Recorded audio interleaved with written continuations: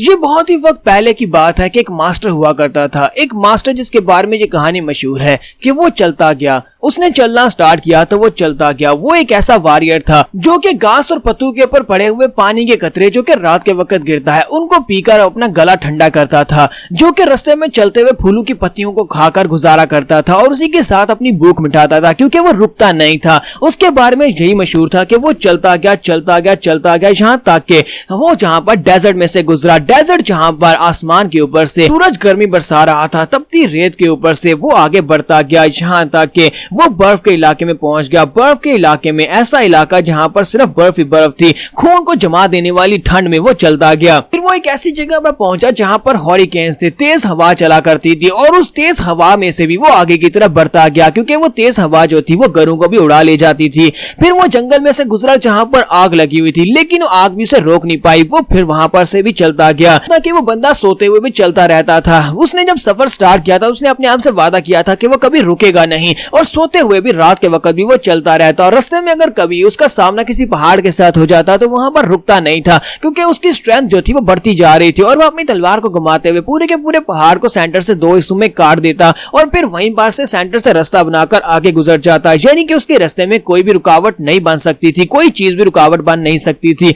और उस मास्टर का नाम बाई रियोंग था। बाई रियोंग, इसके अलावा उसके बारे में कोई भी इंफॉर्मेशन नहीं थी कि वो कहां से आया था और उसकी जो बेस थी वो क्या थी। तो कहानी कहती है कि उसके बारे में ये था कि जब उसने अपने सफर को स्टार्ट किया, जब उसने चलना स्टार्ट किया, उसके बाद वो एक बार भी कहीं पर भी रुककर उसने सांस नहीं लिया, यानी रुका उसने रेस्ट नहीं किया, बस वो चलता ही रहा। कई बार उसके सफर के दौरान जैसे जैसे वो आगे बढ़ता जा रहा था, जैसे जैसे दिन गुजरते जा रहे थे, उसकी स्ट्रेंथ बढ़ती जा रही थी। उसकी स्ट्रेंथ इतनी बढ़ती जा रही थी कि उसे खुद भी अंदाजा नहीं था कि वो कितना स्ट्रांग हो चुका है। उसके सफर के तीसरे साल जब उसने अपना सफर स्टार्ट किया तो उसके 3 साल के बाद जब वो बर्फ के ऊपर चलता या फिर मिट्टी के ऊपर चलता तो उसके पांव के निशान नहीं छूटते थे और लोग जो देखकर काफी हैरान होते थे, कहीं ये कोई भूत तो नहीं है जो कि पांव के निशान नहीं छोड़ता।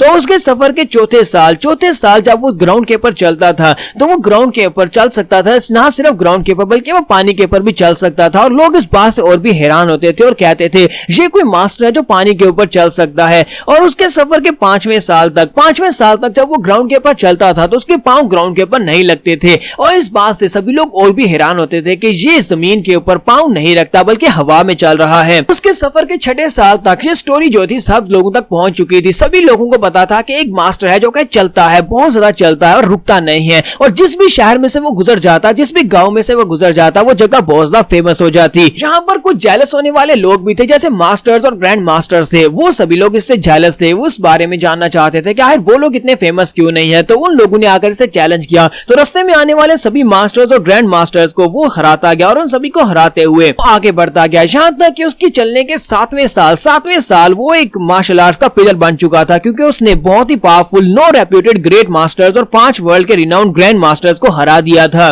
तो उसके सफर के 8वें साल उसके रास्ते में म्यूरियम किंग और उसकी आर्मी आई। म्यूरियम किंग ने उसका रास्ता रोका अपनी आर्मी की मदद से, लेकिन उसने उसकी पूरी की पूरी आर्मी को और साथ ही म्यूरियम किंग को भी हरा दिया और उनसे कहा कि तुम लोग मेरे रास्ते में आए ही क्यों, जबकि मैं यहाँ पर चुपचाप चलता हुआ जा रहा हूँ, तुम्हें मेरा रास्ता रोकने की क्या जरूरत थी। और फिर उसके सफर का 9वां साल आया। अपने सफर के 9वें साल उसने यहाँ पर जितने भी रिलीजियस टावर थे, यानी कि वो सारे के सारे रिलीजियस ग्रुप और इसके अलावा जितनी भी पावरफुल फोर्सेस थी उन सभी को सप्रेस कर दिया। पूरी दुनिया में इस वक्त सभी लोग उसी को मान रहे थे। लेकिन उसके सफर के 10वें साल सफर खत्म हो गया क्योंकि वो एक ऐसी जगह के ऊपर पहुंचता है, एक चट्टान के ऊपर, जहां पर उसके सामने सिर्फ और सिर्फ पानी होता है। तो वो कहता है क्या ये दुनिया खत्म हो गई, क्या इसके आगे रास्ता नहीं है। इसी के साथ ही जब वो पीछे घूमता है तो वहां पर उसके पीछे सभी लोग अपने अपने झंडे लेकर अपने सर झुकाकर बैठे होते हैं, जैसे कि सभी दुनिया ने उसे अपना मास्टर मान लिया और सभी को पता है कि यही अब महान मास्टर है जिसको अपना मास्टर माना जा सकता है। यही वो बंदा बाई रियोंग था। बाई रियोंग जिसके बारे में कहा जाता है कि वो बहुत ज्यादा पावरफुल मास्टर था। यहाँ पर से हमारा नेक्स्ट सीन जो होता है फिर से हमारी प्रेजेंट सिचुएशन में पहुंच जाता है, जहां पर हमारी स्नो गर्ल ने बैक्चुअल्स के साथ साथ हमारे सोमा दोनों को वहां पर आइस में कवर कर दिया। दोनों वहां पर आइस क्रिस्टल्स बन जाते हैं। गर्ल उसे कहती है कि पिछले कई 100 सालों से जब मैं यहाँ पर हूँ मेरा दिल जो है बर्फ में जम चुका है, मैं बिल्कुल एक हार्टलेस लड़की की तरह थी, लेकिन बाई रियोंग को देखकर मेरा दिल धड़का था। बाई रियोंग वो एक ऐसा मर्द था जिसे देखने के बाद मैं यहाँ पर ये महसूस किया कि वाकई मैं एक जीती जागती इंसान हूँ। और यहीं पर से नेक्स्ट सीन जो होता है हमें इसकी बैकग्राउंड स्टोरी का दिखाया जाता है। तो हमारी स्नो गर्ल जो होती है वो एक छोटी बच्ची होती है और वो फूलों के पास बैठी होती है और कहती है कि मुझे फूल बहुत ज्यादा पसंद है, लेकिन अफसोस कि मैं फूलों को टच नहीं कर सकती क्योंकि स्नो गर्ल जो थी ये बचपन से इसके पास एक स्पेशल एबिलिटी जिससे वो किसी को भी फ्रीज कर सकती थी। तो जैसे वो फूल को टच करती है तो फूल फ्रीज हो जाता है। मॉम उसके पास आती है और उसे कहते हैं कि ये फ्लावर्स काफी ज्यादा अच्छे हैं और तुम्हारी आंखों में तो और भी ज्यादा अच्छे लगते हैं। इसी के साथ रिवर के दूसरी तरफ कुछ लोग खड़े होते हैं। वो लोग उन्हें देखते चिल्लाना शुरू कर देते हैं और कहते हैं देखो यहाँ पर पहाड़ों में रहने वाली चुड़ैलें यहाँ पर आई है, ये स्नो गर्ल यहाँ पर क्या कर रही है, चलो जल्दी से दफा हो जाओ, अपनी माउंटेन में वापस चली जाओ, तुम यहाँ पर नहीं रह सकती। इसी के साथ ही साइड के ऊपर से एक पत्थर मारी बेचारी स्नो गर्ल के सर में पड़ता है और वो साइड के ऊपर से कुछ लड़के खड़े होते हैं। वो लड़के उनसे कहते हैं कि यहाँ से दफा हो जाओ, तुम लोग यहाँ पर नहीं रह सकते, तुम चुड़ैले हो, तुम यहाँ से दफा हो जाओ, तुम्हारा यहाँ पर कोई भी काम नहीं है।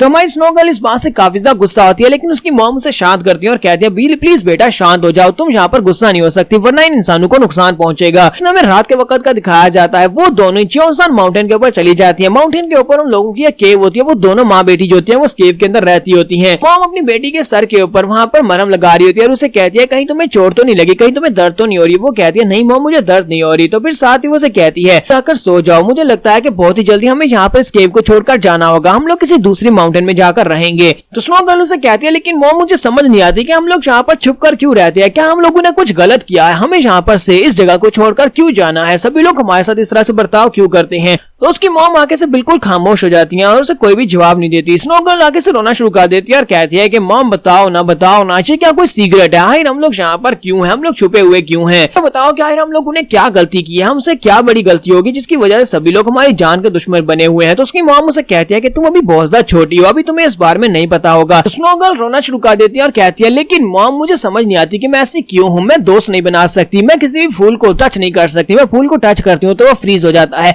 यहाँ तक कि मैं रो भी नहीं सकती क्योंकि वो जब रो रही होती है तो उसके आंसू जो निकलते हैं वो भी फ्रीज हो जाते हैं। तो उसकी मॉम यहाँ पर उसे बहुत ही अच्छे से समझाती है। वो उसे कहते हैं कि मेरी बेटी दोबारा कभी भी रोना मत। इसके साथ ही उनकी जो केव होती है वो हिलना शुरू हो जाती है। तो उन्हें लगता है जैसे केव गिरने वाली है। तो वो दोनों माँ बेटी जो होते हैं वो जल्दी से भागते हुए बाहर आते हैं। तो मॉम उसे कहती है कि मेरे साथ आओ, मैं जल्दी से जल्दी यहाँ से बाहर निकलना होगा, लगता है केव गिरने वाली है। जैसे वो दोनों माँ बेटी वहां से बाहर आते हैं, बाहर आने के बाद वो साइड के ऊपर देखते हैं तो वहां पर बहुत सारे सोल्जर्स खड़े होते हैं और ये सभी सोल्जर्स इनके हाथों में तलवारें होती हैं और तीर कमान होती है, ये इनको मारने के लिए यहाँ पर आए होते हैं। तो मॉम चिल्लाकर उन लोगों से कहते हैं कि तुम लोग यहाँ पर क्या कर रहे हो, ये हमारा घर है, तुम लोग यहाँ पर नहीं आ सकते। तो उनमें से एक सोल्जर जो कि शायद इनका लीडर लग रहा था वो उसे कहता है कि हमने सुना है कि यहाँ पर चौंसान माउंटेन के ऊपर एक वुमेन रहती है जिसकी बॉडी के अंदर एक स्पेशल डैन है, यानी कि एक स्पेशल ऑर्ब है, उस क्रिस्टल को निगलने से हम लोग अपनी वाइटैलिटी को बढ़ा सकते हैं। तुम उस डैन को मुझे दे देती हो, यानी उस स्पेशल क्रिस्टल को मुझे अपनी बॉडी से निकाल कर दे देती हो, तो फिर यहाँ पर तुम्हें इतनी दर्दनाक मौत नहीं मिलेगी जितनी मैं तुम्हें देने वाला हूँ। इसी के साथ मॉम चिल्लाकर उसे कहती है कि क्या तुम्हें लगता है कि हम लोग कोई मॉन्स्टर्स हैं, क्योंकि क्रिस्टल्स जो होते हैं वो मॉन्स्टर्स की बॉडी के अंदर होते हैं, हम लोग इंसान हैं, हमारी बॉडी के अंदर कोई भी डैन नहीं है। और गुंडा अपने साथियों के साथ जल्दी से जंप करते हुए आगे बढ़ता है और कहता है कि वो तुम्हें पता चल ही जाएगा जब हम लोग तुम्हारी बॉडी की चीर फाड़ करेंगे, तुम्हारी बॉडी के अंदर से अगर वो पिल नहीं निकली तो फिर ये तुम्हारी बुरी किस्मत, अगर निकली तो फिर हमारी अच्छी किस्मत। यहाँ पर हम लोग एपिसोड 12 का एंड करेंगे और इस स्टोरी को नेक्स्ट एपिसोड में कंटिन्यू करेंगे। तो एपिसोड की एक्सप्लेनेशन अच्छी लगी तो कमेंट करके जरूर बताइएगा। चैनल को सब्सक्राइब कर दे, वीडियो को लाइक और शेयर कर दें। शुक्रिया।